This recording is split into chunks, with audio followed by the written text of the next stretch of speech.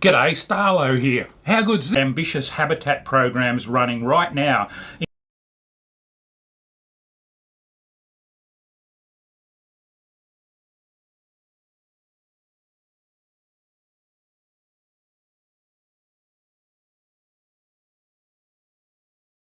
You've been asking for us to bring them back, and with the silly season now largely behind you.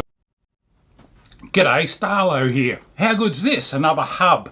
A lot of you have been asking for us to bring them back, and with the silly season now largely behind us, we thought we'd dive in and do another hub stream for you. And it's a really special one tonight because we've partnered up with OzFish Unlimited to bring you an episode simply entitled Better Fishing. And I'm pretty sure that's something that we all strive for. But some of you are probably asking, what is OzFish Unlimited? Well, the answer is pretty simple. OzFish is Australia's fastest growing fishing conservation organisation with over 50 chapters spread right across the country, dedicated to protecting and restoring fish habitat in all waterways, salt, brackish and fresh. OzFish's philosophy is pretty simple. Take care of the habitat and the fish will look after themselves. They've got a bunch of ambitious habitat programs running right now, including the amazing Seeds for Snapper project in Western Australia and South Australia. This is the largest community-driven marine habitat restoration effort in the country, aimed at collecting seagrass seeds and replanting them in strategic locations. This year alone, OzFish volunteers have collected over 1.4 million seagrass seeds and replanted them. The expanded seagrass beds produced by these efforts will equate to lots more snapper and other species well into the future.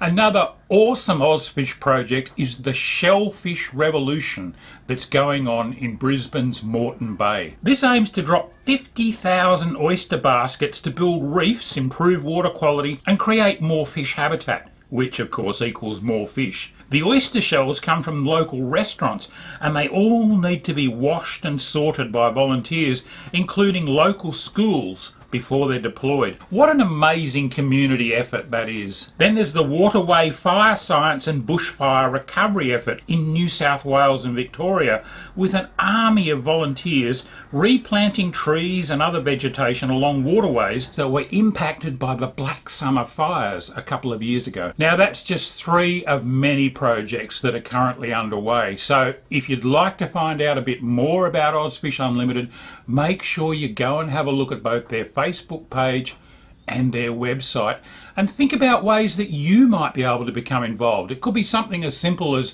rounding up your next purchase at a participating BCF store to donate towards OzFish, or you could join up as a paying member, or you could even become involved hands-on yourself in some of those great projects.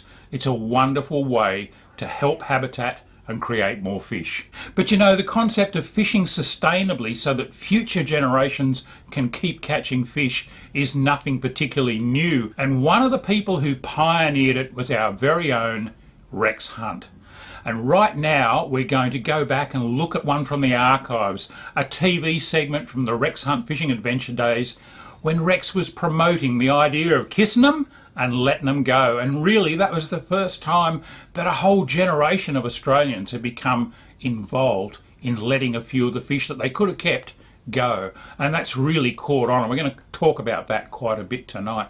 But just before we go to the Rex Hunt show, I want to tell you that we've got a great competition on tonight. We've got a $100 gift voucher at BCF, boating, camping, fishing stores all around Australia. You can spend it at any one of those stores if you happen to win it. And we've got 10 consolation prizes of OzFish Unlimited hats and buffs to give away. But the answer to the question that I'll be asking right at the end of the show is contained in one of the segments, so you'll need to watch fairly closely. It might even be this one with Rex. Okay, over to you, Rexy. G'day folks, thanks for joining us again. Welcome to the Northern Territory of Australia, in magnificent Kakadu.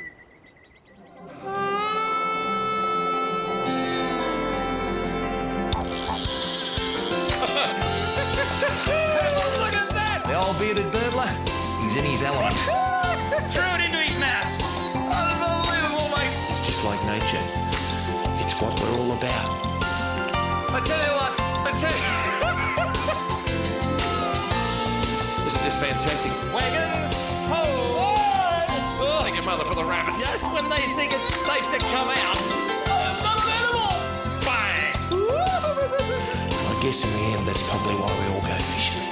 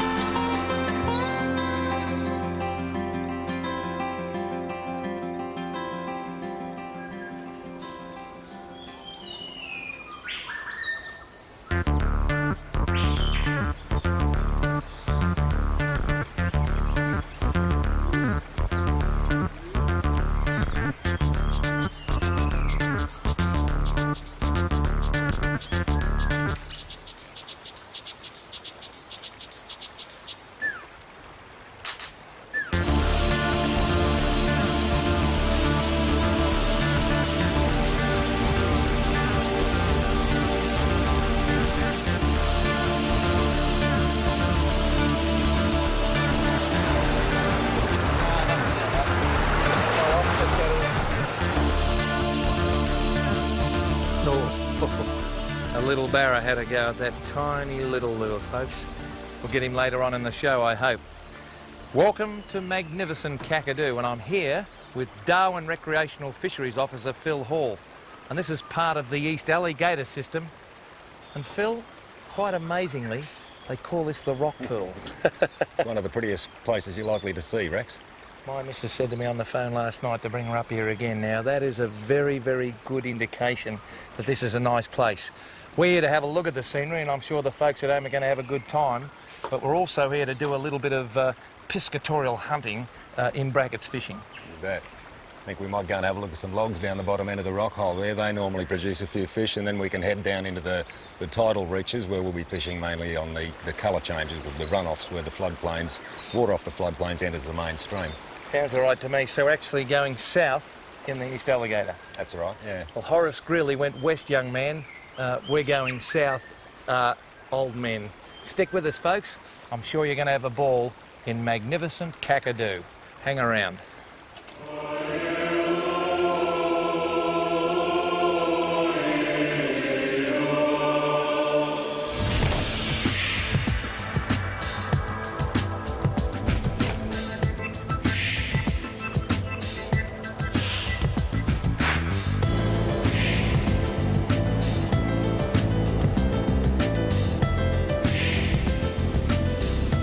Kakadu is Australia's largest national park.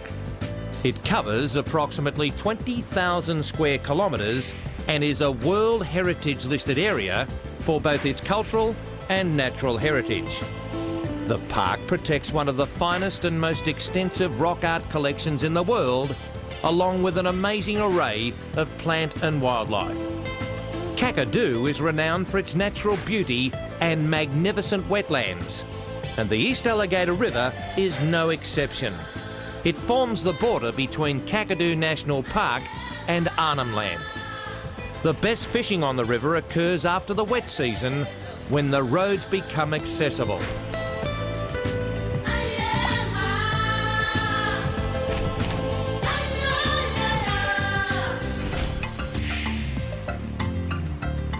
Yeah, Rex. Good man. Not a bad fish, Oh, Rex. good fish. 60 centimetres. Oh, look at the shark after him there, Rex. Oh, shark. Yeah. Get away from him. Yeah. Well, didn't he snaffle that? Yeah, he's about 65 centimetres, I reckon, Rex. Very, very nice fish. Wow. There he is, mate. That a beautiful fish? Hmm. Oh, there's nothing wrong with him, mate. Look at that, folks. Good on you, mate.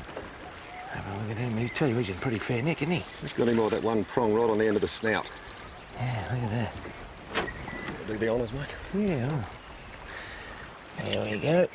Gonna hurt you at all, mate. Just want to get that out of you. Oh, what a lovely fish.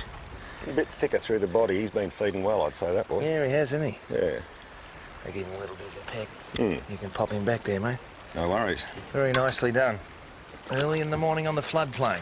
Early on the morning in the floodplain, just on the turn of the tide, the magpie geese, the goannas, I think all nature's on my side. That's a beauty, Rex. Mind if I don't harmonise, though? You're very sincere, Phil. I know. You don't like me singing, do you?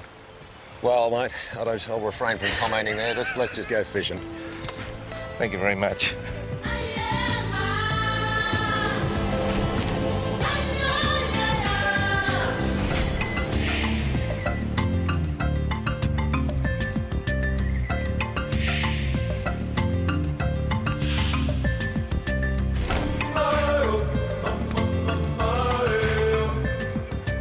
Oh, he grabbed it there, Philip. What you got there, mate? I don't know what I've got. It doesn't appear to be a barra. It's got some weight in it. That's a shark. A shark? You're joking. Like a whaler, mate. Yeah, a little river whaler. I felt a bump and I thought, look at that. That is quite amazing. On a lure. Yeah, he's eating that. Hasn't he eaten that? Oh, gee, mate, he's done the old doing the crocodile roll. The housewife and the canine doing the crocodile roll. So you call that a river whaler? Yes, mate, yeah. Right round the back of the head's the best Yeah, shot, I think mate. that's what I'm going to do, Phil. You grip on him. I'll get my hand out of there for a minute. Yeah. Don't do this, kids. No, they're dangerous little critters. These. Don't do it. Don't handle sharks. Dad, he can handle them. He can afford to lose his fingers. You need your fingers for counting, kids. I mean, look at that. Gee whiz. I thought it might be a barramundi. It's certainly not a barramundi. It's a whaler shark. Gee whiz, you just don't know what's below the surface, do you? Well, he's done a good job on that lure. If only we could talk shark. There you go, go, mate. Oh, yes, mate. Look, I wouldn't hurt you. Pardon me. What have you been on the pickled onions? This bloke has every right to live his life. He's part of the environment. I tell you what, we might just put you down here, mate. Give you a little bit of a swim. Where are you going? Under the boat? Too right he is. Go on, under you go. And he's gone. Well, a shark on a lure. How about that? Doesn't matter whether it's a shark or a barra, it's just nice being here, isn't it? And that's why we have the big heavy trace and the big long lure, because without it, chomp.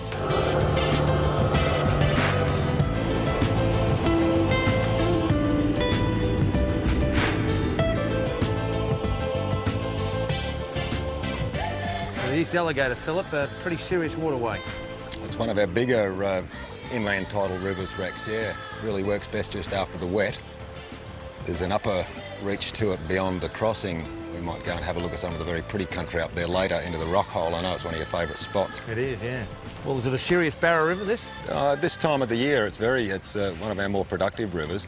As you know, there's no commercial fishing allowed in any of the Kakadu rivers, and there's only certain Kakadu waterways that are accessible to recreational fishermen. I've been all over the world, and I can tell you now, I'm absolutely elated, because this is the very rare long stem prairie weedfish. Hang on, mate, I'll get the net. Now look at that. Righto. Long stem prairie weedfish. I don't know whether it's the same that Joe Cocker indulges in, folks. It smells all right to me.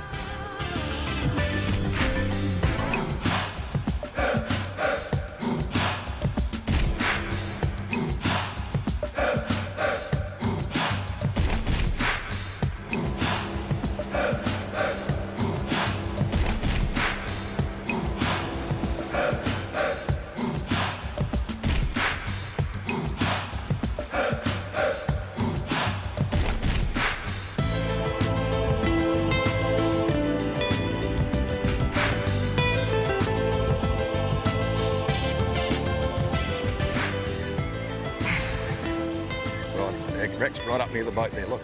Well done, Phil. It's a nice fish. Get out of there. There's only a rat. Yeah, didn't he grab it? Beautiful. Just about under the boat again, Rex. Yeah, look at that. He's not going to get off, is he? Nah. Very nicely done, Philip. Oh, look at that. There's a perfect example of what we're talking about here. We'll lay him upside down and see if he'll sit there, just like Jimmy Allen does with the trout. And just get the hook out of him there. It's a barramundi, Phil, probably not even a year old. It'd be about a year old, Rex, yeah. Yeah.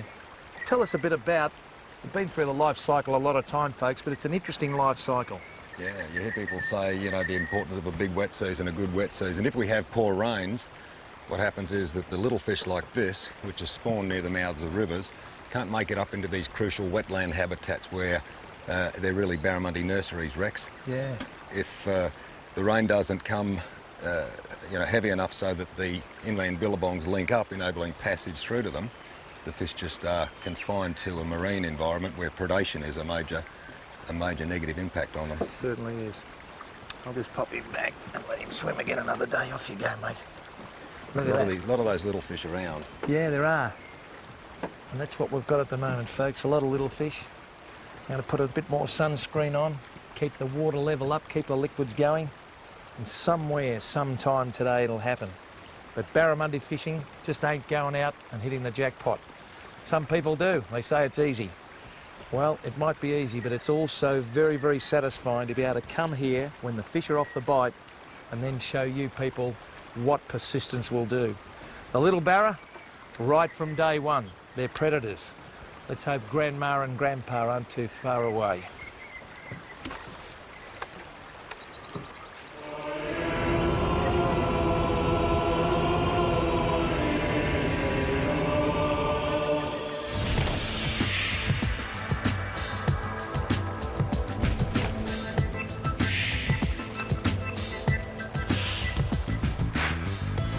Got him, Rex? Gee, what? I tell you what, How's he feel?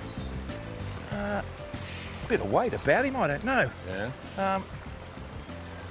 Philip, who knows at this stage? Not doing a lot. It's definitely a fish and a bit of a kick there. And not one of them sharks? It might well be. But this has got a real thump about it. If I was fishing in Port Phillip Bay, I'd be saying jewfish. No jewfish up here, I don't think, folks. I reckon this is a barramundi. Get some idea in a minute, because he's heading across there into that area. You don't want to jump. Here he comes. Oh, he's going to come up, is he? Yep. Oh, look at this. He's going to come up. Not quite. But I reckon it's a barra. Yeah, it's a barra, all right. Oh, yeah, but sometimes, Phil, the nice-sized barra, they don't come out, do they? They Often they don't, no. come away from there. Yeah, we don't want him in that weed. Come out of there. I reckon he might go in there, actually. We might have to up and come out of there. Oh, oh, look at that bow wave out there. He's a good Oh, wacko. Probably 8 or 9 kilos by the Hey, look of him, he's a Rex. serious fish, isn't he? He's a good one. Oh, gee, but didn't he do the right thing by us by going to the right instead of into that? Because he could have really made life difficult for us, folks. He's on a lure. He knows everything's not right, because when he wants to go somewhere, he can feel this strain against him, and he thinks, gee, I'm not quite so sure whether I want to be on Rex's show just yet. He hit that like there was no tomorrow. Oh, look at that bow wave. Oh, serious fish. Yeah. Yeah. Yibbity yibbity, folks. A serious fish. Look at that. A little bit of displacement, hey? He's in that 10 kilo range, Rex, I reckon. Yeah, he's a serious fish. He is a serious barramundi. That's all right. Lead him around that way. I just say again, folks, you've got to have a properly tuned drag, because when the fish wants to go that way and the line is fully stretched, that's when breaking strain comes into it. She's all over Red Rover because the angler's patience is down the gurgler. He's made a beautiful, beautiful start to this particular sortie. And all we want to do now is actually land him. And we're going to take our time, folks. Sit back and relax and just see how you can have so much enjoyment from angling these species and then putting them back for someone else to have the same fantastic enjoyment. He's certainly not done yet because, oh, he's a serious fish. He's serious fish, serious. When he goes down, we don't pull up. We hold him away from the boat and the motor, and he's probably got it. There he goes again. Gee, I tell you what, his tail is making some indentation into that water there, Philip. Yeah. You ever tire of this? No, never. Oh, You know I don't. That's why a lot of us have come to Darwin, Rex. Yeah, well, after the footy they all head up the Noosa and sit in there in the lounges on the beach in the G-strings, and Lynn and I come up here, mate, with the barramundi lures. Look at that. Yeah. That is a serious, serious barramundi. Wacko. It's not too bad at all, Rex. Oh, I tell you what, how good is that? And just hooked too. And it's important, folks, too, some of our imported lures, not so much our local lures, which are right onto the importance of having very strong hooks. They've got some tinsy hooks from overseas, and we just can't get through their thick skulls, that we need some serious hooks for these magnificent fish. A barramundi. As I said, folks, I'm not saying how big it is, but you just have a look for yourself. And this baby's going back because she's a female, and she's going to produce millions of magnificent barramundi for you people all around the world. I tell you what, this is just sensational.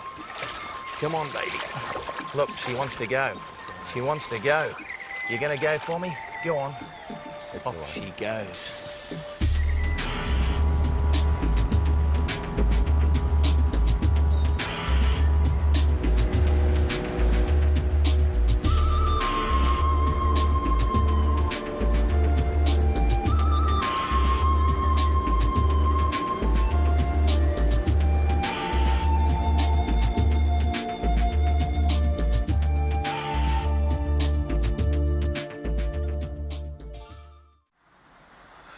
I loved re-watching that classic old segment of Rex and Phil Hall catching fish up in the Northern Territory.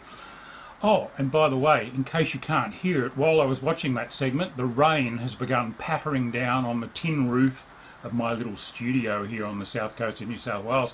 We're having our own bit of a wet season this year, and I think it's going to be really good for the fishing in the long run. But you know what's really interesting is the intensity and the passion of the message that Rex was getting across 20, 30 years ago to people about looking after our fisheries, only taking what you need, releasing fish so that we could all fish for the future. A fantastic message. Sure, we've learnt a lot about fish handling since then, and we all do it a little bit better these days, I'd like to think. But Rex remains just as passionate today about looking after the fishing so that future generations can enjoy it as well. And that message has been picked up by those younger generations, including people like Shroom. I love watching Shroom segments on YouTube, and we're about to join him on Botany Bay in Sydney chasing yellowtail kingfish, and there's some absolutely spectacular big fish encounters in this one. Watch it closely too, because it might contain the answer to that competition question that I'll be posing at the end of the night.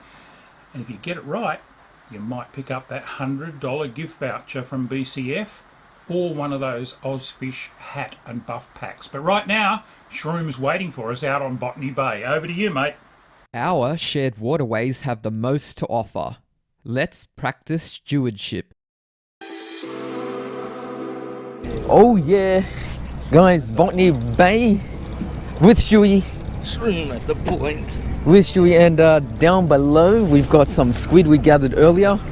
Look at all those nice little babies there. Probably got about half a dozen to about 10. It's kind of really exciting if it is on. If it gets slammed, that's what I'm hoping for. Last time we were out here was on.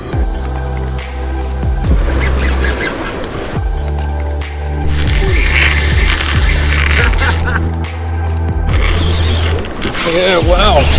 Wow. Right, so we just pulled up. These are the liveys. Just gonna transfer them to the water. There we go. Now stay healthy, babies. I'm gonna get a squid out for Stu. I've got to get my rod out, but let's grab one of these squid there, guys. He's a nice He's already rigged up. He's got a big single. Just over there through the back of the hood. That's how I'm going to do it too. Yeah, I'm doing it. So where's my rod? Let's go grab it here. There we go. Catalina today, Saltiga. Right. Because I got smoked last time on the 4000, so we're going a bit bigger.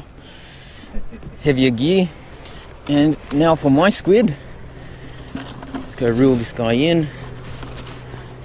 There we go. Look at the colours on this guy. Let's put him through the tail there. Through the back of the mantle. Let's make sure that goes all the way through and it holds. There we go. Jeez, what's going on? There we go. That's it. That's the one. Live colour. Swing nicely. Yeah, there we go. Now time to drop him down with some 95 gram lead. There we go. We're on the bottom. It's wind. There we go. Keep it off the bottom. Now we wait. That's the one. Yeah. Nice one. Nice one, Stewie.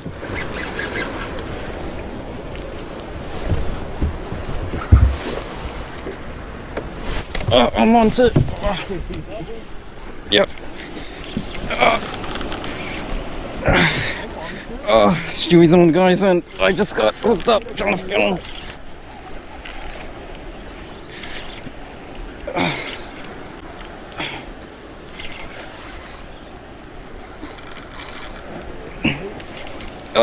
How you going, Stewie? How's yours?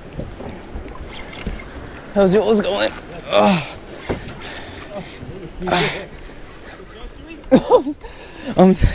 I gotta make sure I'm filming this. We got a kingfish shore. Oh, look at that, it's going real hard. We got 50 pound on today. We got the 50. There he is. Jeez, my handle's just come a bit loose. There he is. Get a wrap on the handle. Yes. Woo. Oh, Stewie. Yeah, boy.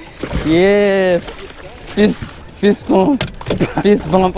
Yeah, boy. Yeah. Woo. Oh, Stewie, that was first two baits down, and yeah, couldn't have asked for more. Straight into the bucket. That's a pretty big one. Well over legal. Yeah. Oh. Here's the other half of the fight, guys. Yeah, it's a nice I gotta size say, I'm fish, really happy with this one. Very, very nice. Yeah. Right after this, we had a bit of a brim bite come through. Mate across from us hooked onto a really nice brim. But in no time, the kingfish were back. Stewie was first up, pulling the hook on a good fish right at the boat. Next, I put a live squid down once again. And then this happened.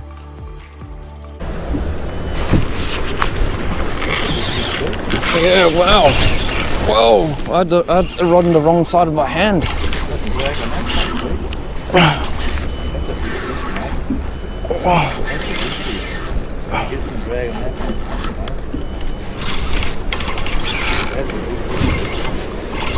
I hope so, I don't know.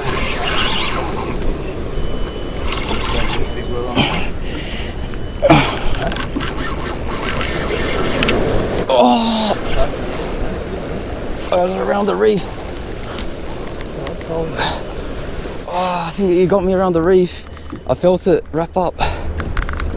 Plane. Still good. Back the drag up a little bit. Drop the drag right off.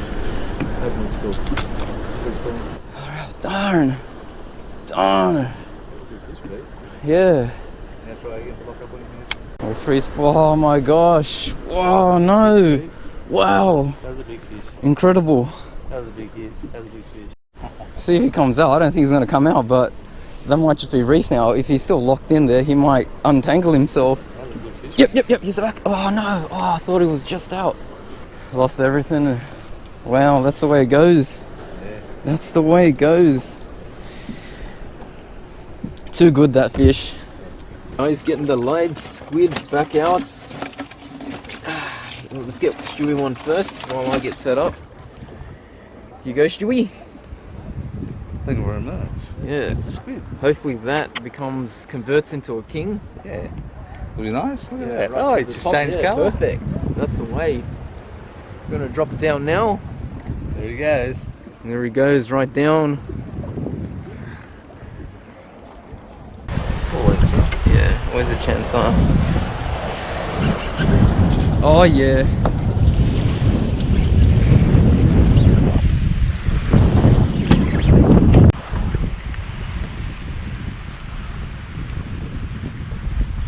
Nice one, Chewy.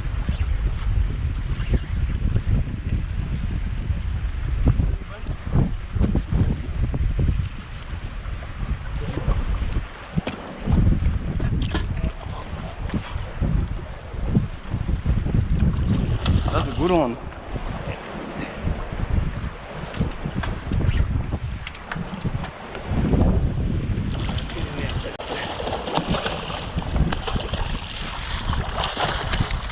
Yes. What a battle. Good stuff, Stewie. Yeah. Yeah, boy. Right. Yeah. We still got 2 strips. Maybe we can make it happen. Maybe. By this stage, we were seriously running out of bait. His yakka is about to be hit by a king. Get ready, get ready. Wow. Oh! Straight away. Huh? Straight away. I thought he had it. Straight away. There's not many yakas left. Yeah. Oh, here we go. Here we go. Yep. Gotta get him off the bottom. I near the bottom.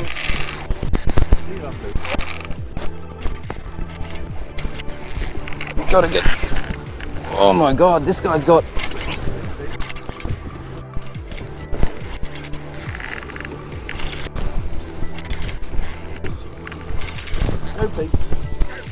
Yeah. Gotta put some grunt in there.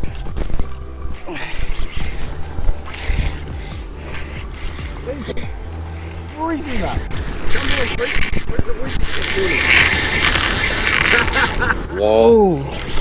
That was a good run, eh? It's a monster. But I'm getting tired. I'm getting tired here. Why is it so hard? Is he? No, it's not. Yeah, it's not even a king. It is a king, but why? How's it gone so hard? That last run, to me, was a good run. Very easy here. It's a nice one. There we go, yeah. Guys, here's the shot. And that's how we can fish sustainably, so aim to be a steward of your waterway today.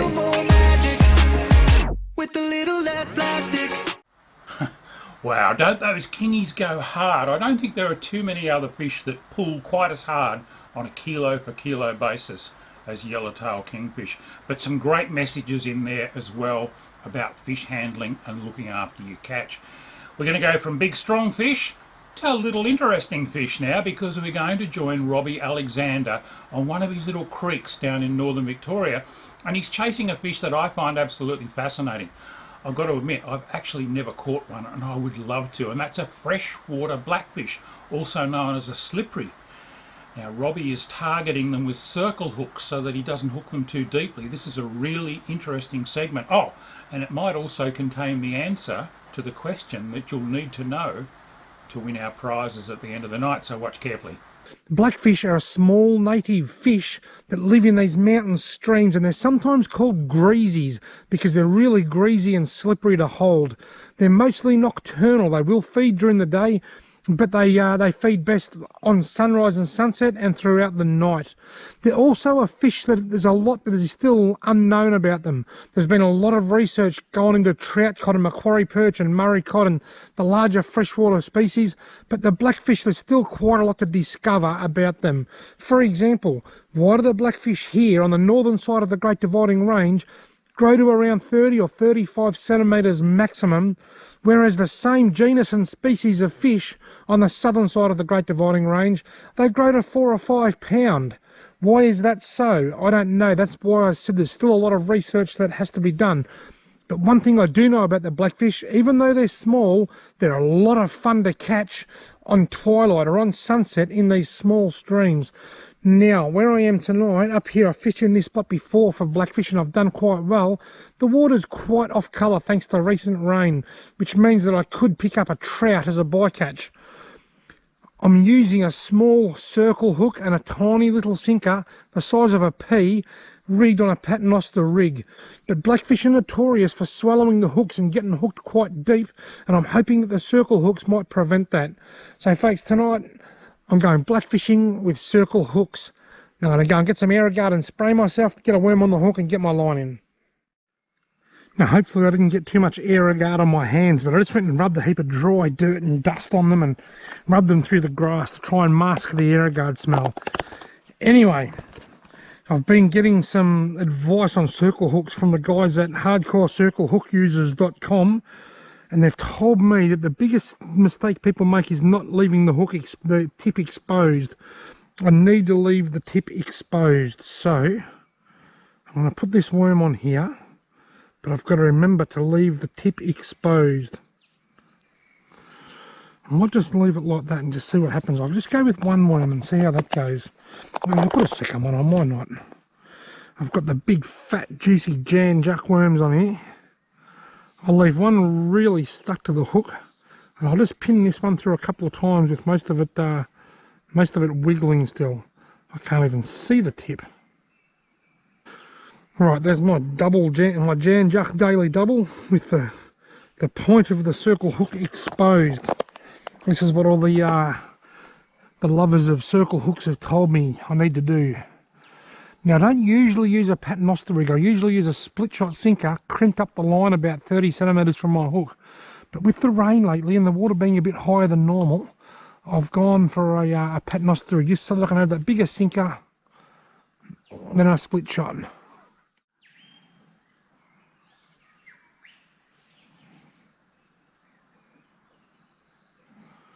He's playing with it there now. Got him. Here we go. There's my first blackfish for the night. It's not even dark yet. The sun's still out on the treetops. And he is lip hooked thanks to the circle hook. That makes me happy. I'm going to get a photo of my little blackie and then I'll put him back. I don't know how that photo came out, but there's my little blackfish. See you later, mate. I'm on the board and the sun's still out on the treetops. That's a great sign. Right, now I've just put a fresh worm on. I want to put that back out where it was. Oops, wasn't that far over, Robert. It was about the middle. That'll do. And I'm going to check out that photo I just took and see whether it's any good.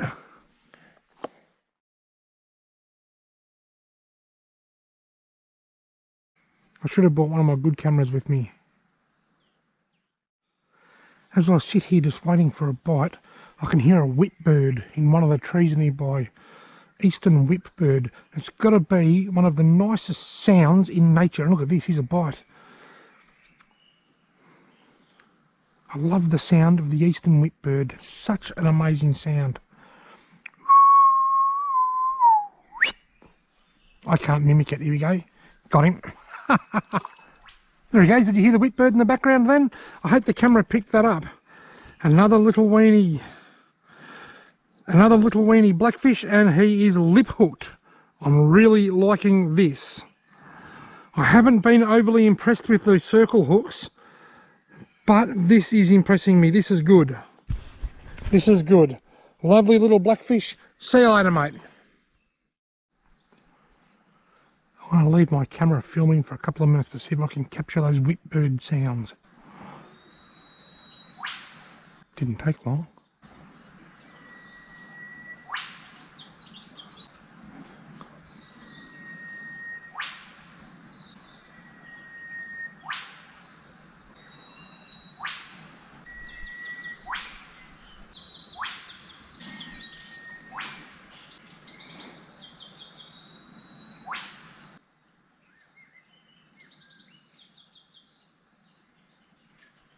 Got him. Oh, look at the size of him. Wow, that is so small. And even a blackfish that small, I've got a bit of a tangle going on here. Even a blackfish that tiny can be hooked on a circle hook. That's really cool to know.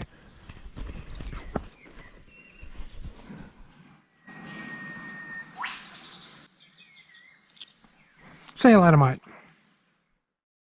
Something to swimming around with this here. I'm going to catch this fish, I reckon. Got him.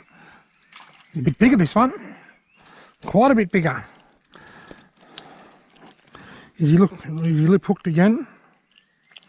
Well, no, he's got it down. He's got it down quite a fair way, actually. I'm going to have to break the line for this one. That's disappointing. But anyway, that's got to be up around the 28 to 29 centimetre mark, that one, I think. I've broken the line. Unfortunately, he wasn't lip hooked. See you later, mate. He'll dislodge that. A friend of mine took one home and put it in a fish tank. He caught it like that and he cut the line, and rather than putting it back into a creek, he put it in a bucket, took it home and put it in the fish tank. And the next day, he said he couldn't believe it, but the hook was laying in the bottom of the tank. The blackfish managed to get it out all by itself during the night, and he has no idea how. Just one of the many fascinating things about fish, I guess. I was hoping that wouldn't happen, but it has. But so far, of the 4 or 5 fish that I've caught, they've all been lip hooked bar one, and I think that's a vast improvement on a normal bait holder hook. Very impressed with the circle hooks for blackfish fishing. Got him. Another tiny, weeny one.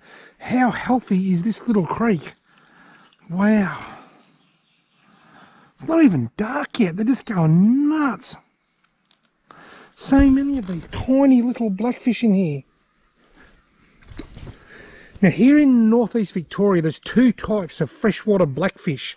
There's the common blackfish, which is these ones, and there's the 2-spined blackfish. Now I stand to be corrected. I haven't got phone service here, so I can't confirm, but I think the common blackfish, this one here, is called Godopsis marmoratus, and the upland, or the 2-spined is Godopsis bispinosus. Now the 2-spined blackfish, they're found in more rocky areas, rocky pools, big deep pools with lots of rocks. They like to hide in the cracks of rocks and live in rocky areas. These guys, the common blackfish, they're found more in snaggy areas. Usually in the slower reaches of these upland streams, downstream a little bit. Usually you get the, in say a creek like this, you get the 2-spined blackfish up that way further, upstream further where it's rockier and faster flowing, and you'll get the common blackfish down here in the deeper pools where there's a lot more snags, not so many rocks. They both grow to a similar size. They usually max out at around 30 to 35 centimetres. But there are 2 species here, and this is the one that's much more common.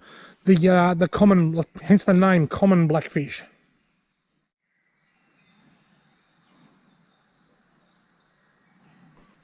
He's pulling. He's there. He's there. He's pecking away. Got him. Another tiny, weeny little tiddler. This one's a bit bigger than the last one, though. This one's a little bit bigger.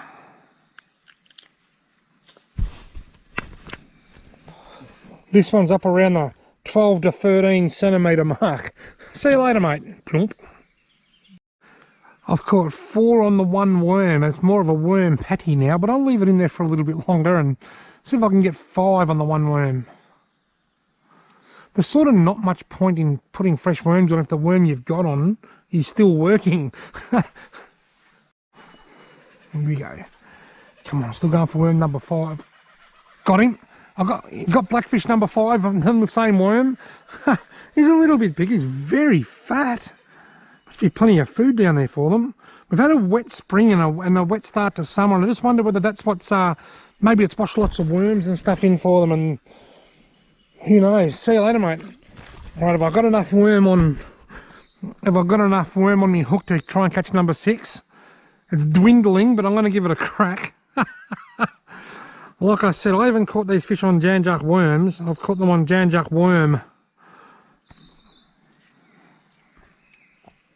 I love this. I'm having so much fun.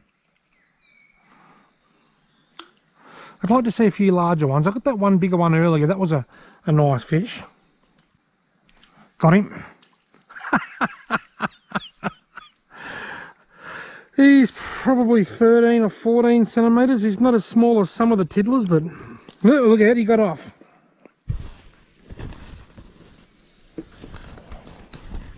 Blackfish number 6 off that worm, and probably, I don't know, 9 or 10 all up. See you later, mate. I reckon I might put on a fresh worm. See if I can get another half a dozen. Platypus. Did you see it go down there?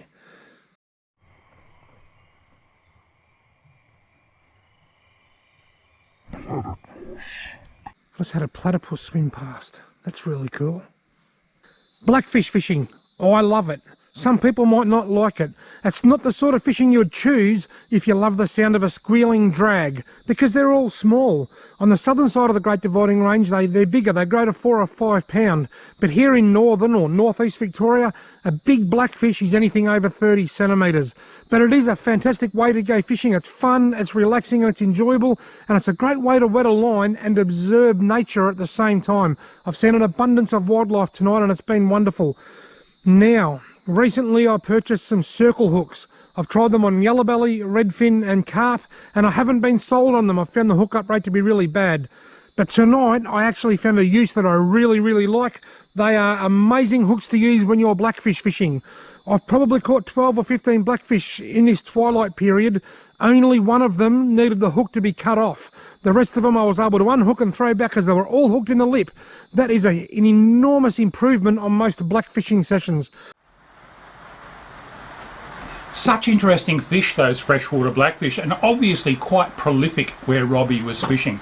Great to see him using the circle hooks and being able to safely release most of them too. And as you can probably hear, the rain's still pattering down on my tin roof here in the studio. Now we're about to reach the climax of the night and really talk a little bit more about OzFish Unlimited and the messages that they try and get across to anglers, as well as looking after habitat, looking after the fish. And who better to share that message with us than Jonathan Bleakley, who works for OzFish Unlimited. He's a great young guy. He's got a fantastic YouTube channel as well and produces some wonderful footage. But tonight he's monitoring the OzFish Unlimited YouTube channel, and you can chat with him live. Now, I'll let you in on a secret. The answer to the competition question is in this final segment. This is a segment about best practices for handling fish when you intend to let them go to optimise their chances of survival.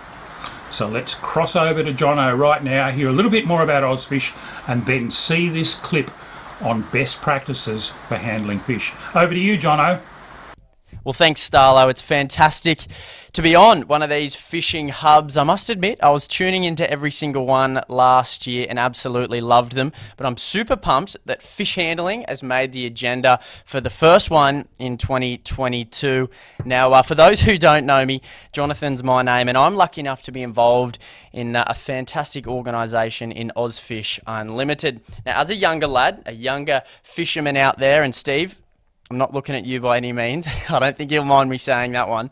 I'm super passionate about communicating those really important messages when it comes to the issues that our fish are facing, but also what OzFish and organisations like OzFish can do about it. So that's my goal for the next minute and a half or so. I'm going to break down who OzFish is and exactly what they can do for our fish out in our local waterways. Now, if you haven't heard of them, I should say, you've probably seen them at a local BCF, or maybe a video's popped up on social media at some point.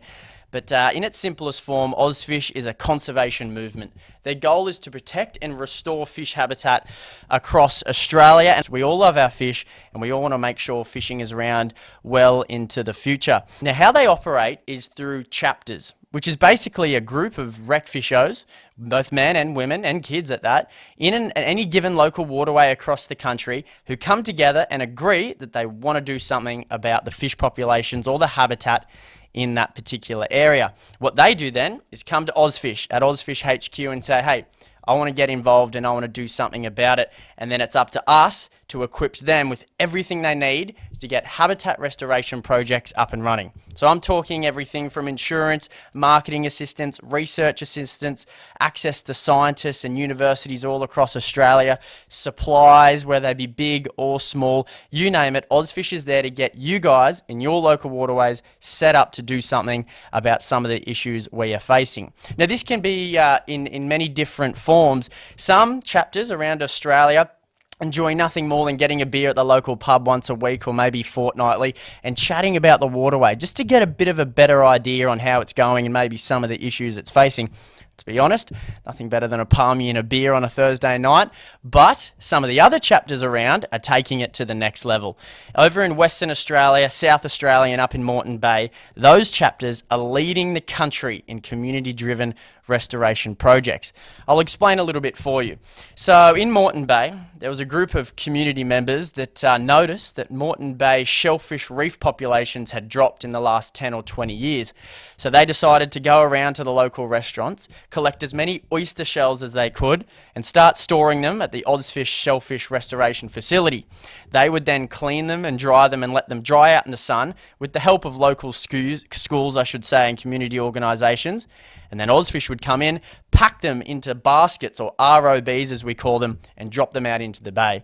Over in South Australia and Western Australia, a similar project is happening, but that's focused on the local seagrass meadows. Now, the community realised that the seagrass seeds were getting dislodged when a strong wind or tide or storm surge would come through, and they were being wasted as they got washed up on the local beaches. So what OzFish did, working alongside community organisations and the local chapter, was take those seeds, harvest them in tanks, and then replant them back into the areas where they lost, all in a bid to recreate and replant or re-establish, if you will, the local seagrass meadows, which is so important for things like snapper, squid, King George whiting, you name it. I mean, you take your pick. If it's a beer, that's fine, and it's just chatting about your waterway, or if it's getting involved in some of the biggest projects in the country, then that is fine also. If this sounds like something you're interested in, I really want to see a few of you guys pop up on the chapter list at OzFish HQ.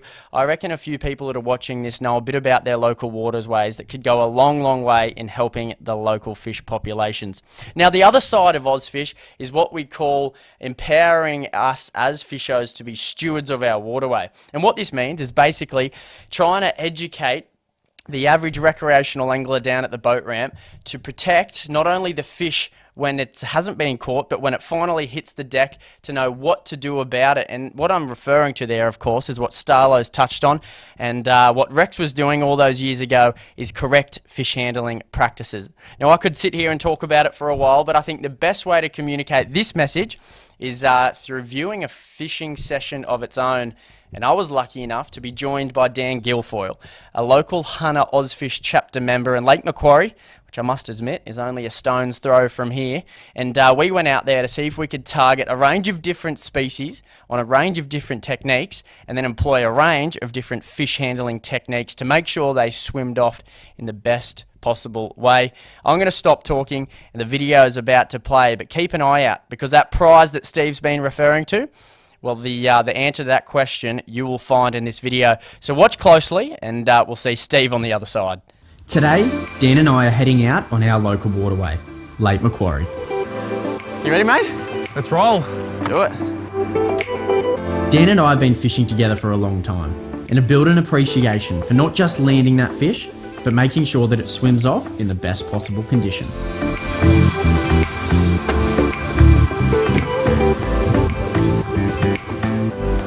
What a sunrise. What are you throwing? Vibe? Yeah, a little 70mm vibe, mate. I might join you. Today, the plan is simple: to head out and see if we can catch a few different species on a range of different techniques. For us, fishing is a sport. We spend the night before planning on where we'll go, focus our attention during the day on where the fish are sitting, and then work in overdrive to make sure anything we catch is released back into the water. So yeah, I started catch and release fishing simply because I don't like to eat seafood, but as I got a bit older, I started to realise that if I want to keep catching these fish in the future, I've got to look after them, handle them correctly, and put them back. This type of fishing may be hard for some to get their head around, but once you pick it up, my God, it's fun. So I'm a bit younger than Dan. He's been fishing these waters far longer than I have. And I was actually born into an age where catch and release fishing is starting to take over that old mentality of kill everything you catch. How many fish you could fit into an esky has suddenly been replaced by the quality of a photo of your fish or how many fish you were able to release that day. And I must admit, I'm proud to be a part of that group that's moving in that new direction. I'll tell you what, when it comes to a nice flathead, Dan, you're on the net. Boom. There he is. High five. Nice, mate. That's good fish. Right, well, let's put this fish in front of the camera and show you what a nice flathead looks like. I've got a glove here, which is nearly an essential these days, really, if you're chasing flathead. So it's like it's got a bit of a protective layer here, and then we always wet it, so dip it into the water so it's nice and wet, and then just a nice, tight, firm hold in there, and that hook pops straight out, which is excellent, which is why we use those single hooks. And then that's a beautiful fish. So Dan, in terms of watching out for the spikes, what am I looking for here? So you got the two big gill rakers at the back of the head here. They're the most dangerous ones. Obviously the really sharp teeth on the flatties, they'll get you as well, so you want to avoid those. And there's one at the top there, isn't there? Yeah, you got one just in front of the top dorsal fin here. Yeah. That's pretty lethal. A flathead of this size is always going to be put back in the water. But that doesn't mean we can't take a few things for the memory bank, which for us is usually a photo and a quick measure. Right, we've given that flathead a bit of a swim, and I'm actually interested to see how long it is. So Dan's got a brag mat there. He's going to dip it in the water. It's really important to wet that. Why is that, Dan? You don't want to... You just don't want to take away their protective slime. We've got a layer of slime that... So we put that fish on, and when we slide it up, it's just going to slide really easily, and we don't want that to take off the slime that Dan said. So what do you got? We're 0 at the end there? Yep. And we're at 56 and a half. That's not a bad fish. It's a nice way to kick off a session, and we're not going to leave that on the mat for too long. It's overcast today, but if it was hot, that mat, especially if you've got a black one, can heat up really, really quickly. So time to let it go. In, yep. Sounds good. I can get my thumb. See you, mate. Oh, there he goes, down to the depths. So I'm a part of a flathead tagging program out here on the lake. It consists of 10 other anglers, and we've been doing it for 4 years now. Tagged over 650 dusky flathead over that 70 centimetre mark. One of the fish in particular I tagged has been recaptured 3 times again by myself, and a 4th time by another angler. So it just goes to show that they are really resilient. If you look after them and handle them correctly, put them back in the water, they'll be out there for someone else to enjoy another time.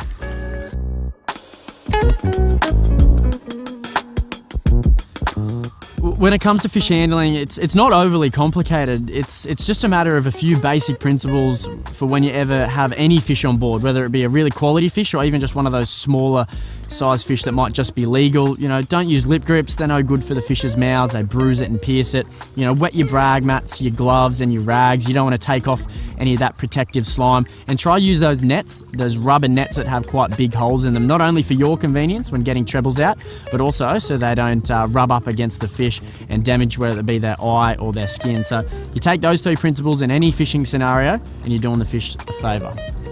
When you throw small lures around, you're a chance of small fish. Now this guy, of course, I've got a lot of growing to do yet. Very, very small snapper or pinky or squire, they might call him, and he's going to go offshore and grow hopefully to 10, 11, or maybe one day even 12 kilos, fingers crossed. But it's good to see them in Lake Macquarie, which is where we are today. And I'm actually going to, oh, hang on, what's this? These are these parasites the fish get in here, and it's really important to make sure you take these off. They leave the fish with big sores. All right. So make sure you take them off and kill them.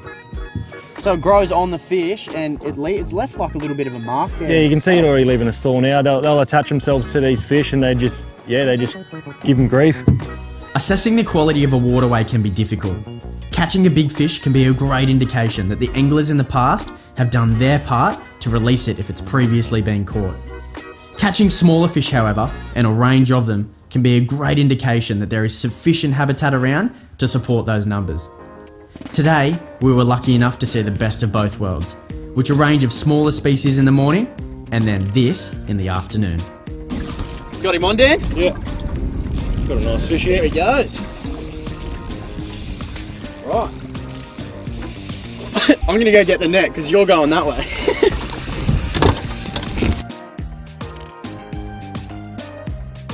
Head shakes? Yep. You've caught a lot of these fish. Is that basically an indication that you've got on a mulloway? Yeah, the head shakes and the big arc it took when it first grabbed the lure. Yeah, so it grabbed it out there and kind of did a big wrap around. They don't always scream off at 100 mile an hour. They'll grab the lure and they'll take an arc left or right, doesn't matter which way. And they'll go deep, take that arc, and then once they've realised that there's something not quite right with what they've just eaten, then they'll take off.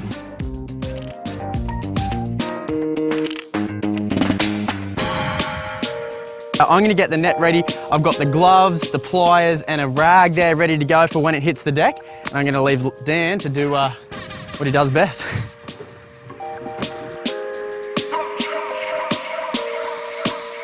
Silver flash that I saw down in the water. We can barely see 2 or 3 metres, but here he is. Lake Macquarie, Dan Guilford, come to me. Oh, yes. Put it there. How you feel? Pretty good, mate. That's what we're after. My goodness, that is a cracking Lake Macquarie mulloway. Jewfish as they were commonly called. And have a look at how easy that slides straight out of this net. That's why we use these ones. How good is that? Wait, Dan, let's get it up and have a look at it. No worries. There we go. So you got your right hand underneath his belly, supporting the weight. Dan, how heavy? How many kilos you reckon? Oh, this thing would be probably 5 kilos, 6 kilos maybe. Beautiful. And then this hand, you're not in its gills, are you? You're not. No, you don't want to put your hands in the gills, just under the gills there. Yeah, it's beautiful. So 2 nice clean holds of the fish. Now in terms of getting that hook out, it hasn't popped out yet, so I'm going to get the pliers, which is just here, and we're not going to dig at it or anything. It might even pull out just ever so gently. There we go. Look at that, he's just sitting on it. So barely any pulling or yanking at that lure, which is so important when you get a mulloway like this. We've said before they're the kingpin of the estuary, and we want to make sure that we can keep catching them into the future. So nice hook release. We can use a rag there if we need. We're going to get him straight back in the water, but not before a quick photo. How's that sound? Whilst Dan and I have been lucky enough to catch lots of fish over the years, anytime you can catch one in the middle of the day on a lure is a reason to celebrate. From the moment a fish like this hits the deck, we're doing everything we can to make sure it swims off healthy. A couple photos, a measure and a tag if you wish is about all a fish like this can handle before it needs another swim. And now time to get it back into the water. Rightio, let's do this. Catching a fish is all well and good, and don't get me wrong, that's certainly the fun part when it comes to fishing, but watching it swim off to where it came from, and that somewhat seals the deal for me. If I can catch it, get a photo, put it back in the water, and then watch it go back to the habitat where it came from, then that's job done.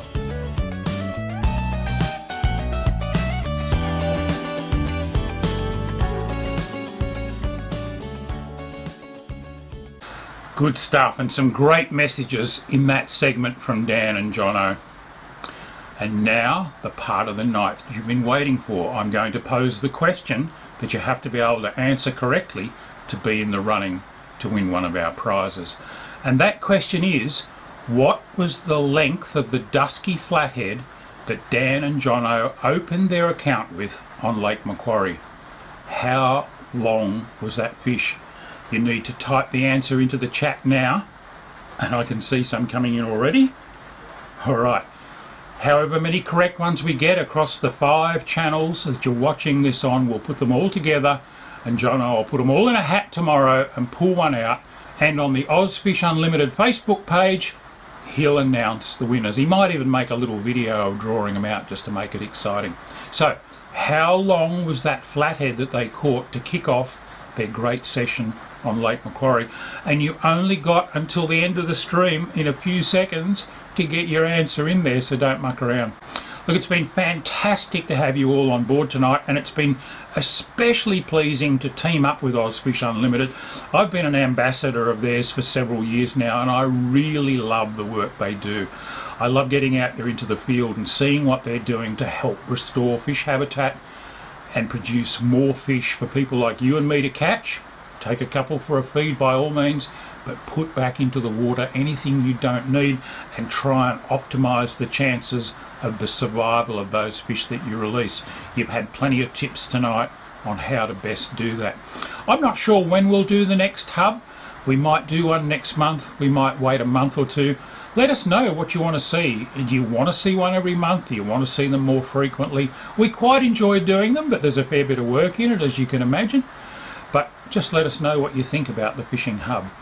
It's been wonderful to catch up with you all again. It's been too long. I hope you all had a great Christmas and New Year, and I hope you're catching a few fish. You only got a couple of seconds to get your answers in there. How long was that dusky flathead? Oh, they're piling in. And I'm just looking at it on my Starlo Gets Real channel. We've got all the other channels out there as well. You'll know who won by tomorrow. The rain's still pattering down. I'm looking forward to having a fish over the next couple of days. I hope you are as well. Until we catch up next time, this is Starlo wishing you tight lines.